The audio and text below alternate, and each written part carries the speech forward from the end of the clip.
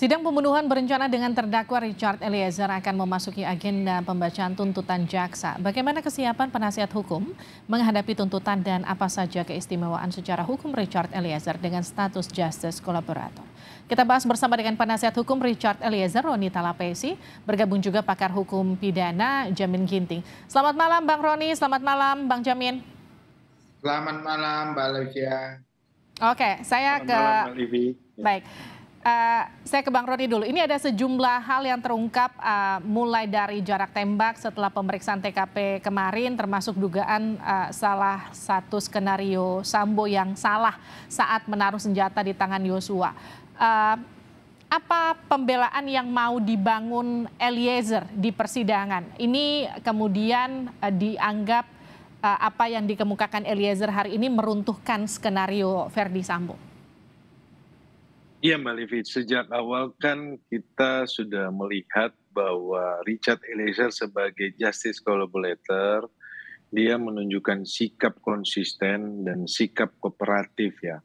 Yang dari awal dia sampaikan bahwa dia berminta maaf, kemudian dia siap untuk menjalani proses ini. Terus ini ditunjukkan dengan sikap itu ya Mbak Livi. Kemudian dalam proses persidangan kan fakta-fakta persidangan yang dari awal yang mereka coba sampaikan bahwa Richard Eliezer sendiri. Ternyata di persidangan ini ketika kami tim penasihat hukum tidak mengajukan eksepsi dan kami mendapatkan kesempatan untuk memeriksa para ART maupun ADC maupun saksi yang lainnya, kita dapat mendapatkan fakta-fakta yang terungkap di persidangan yang menjelaskan bahwa keterangan Richard Eliezer tidak berdiri sendiri. Saya pikir bahwa publik sudah mengetahui ya banyak hal gitu tentang swab, kemudian tentang lokasi isolasi mandiri, kemudian terkait dengan dijanjikan uang, itu kan juga ada Ricky Rizal Kuatmaruf juga sampaikan, juga terkait dengan membersihkan DNA Verdi Sambo di barang-barang yang almarhum Yosua, itu juga Ricky Rizal sampaikan. Jadi banyak hal sebenarnya Mbak Livi.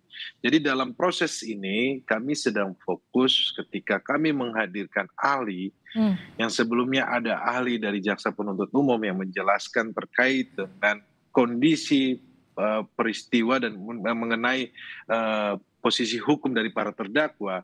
Yang kami dapati adalah ketika dari ahli dari Jaksa Penuntut Umum ahli pidana menjelaskan mengenai pasal 48 yang dimana menjelaskan ada daya paksa terkait dengan posisi klien saya, dan juga menjelaskan pasal 51 ayat 1 terkait dengan perintah jabatan.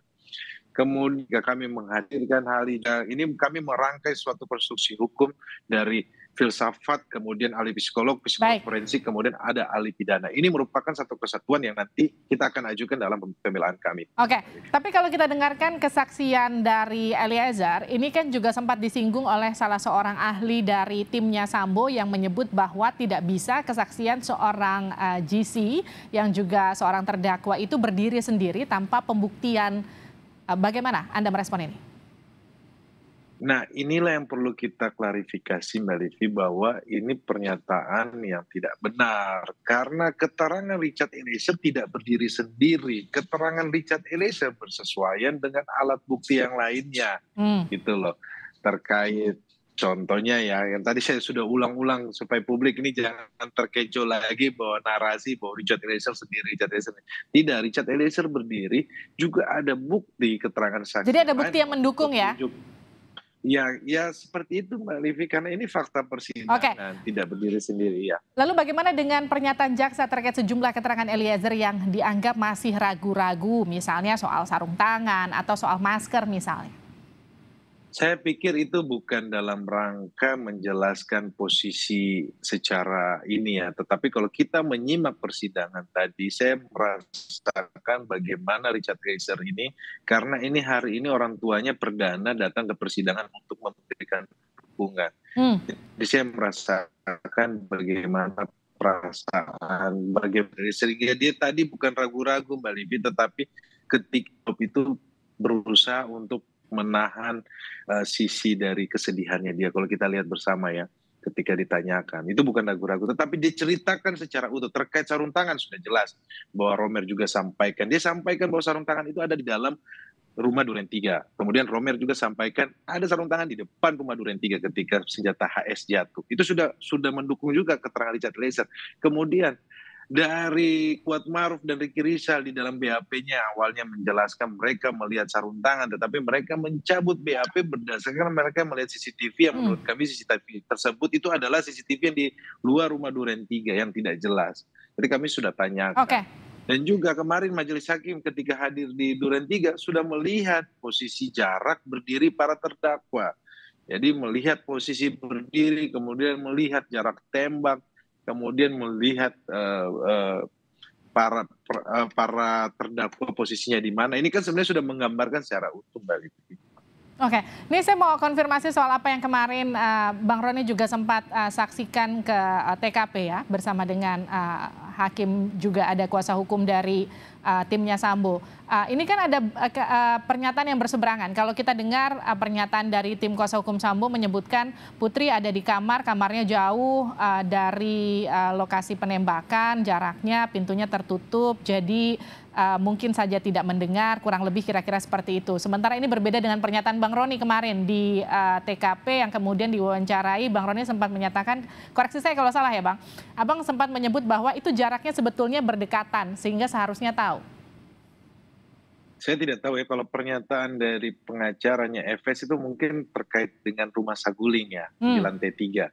Tetapi kalau yang tadi Mbak Livi menanyakan terkait dengan kamar yang ada di rumah Duren 3, di mana itu berhadapan dengan posisi almarhum jatuh ya. Iya betul, itu yang dimaksud. Di situs itu, kalau itu kelihatan ya, bahwa itu posisinya dekat. Dan kemudian di fakta persidangan, bahwa saudara Romer juga sudah sampaikan bahwa pintunya setengah terbuka. Ya. Kemudian dari penyidik Jakarta Selatan yang pertama kali hadir juga sampaikan pintunya terbuka juga, setengah terbuka. Kemudian klien saya sampaikan posisi kamar pintu setengah terbuka. Jadi ini sebenarnya fakta-fakta persidangan yang menjelaskan bahwa sekali lagi keterangan Richard Eliezer tidak berdiri sendiri. Jadi sangat tidak benar itu kalau cuma bilang satu saksi aja. Oke.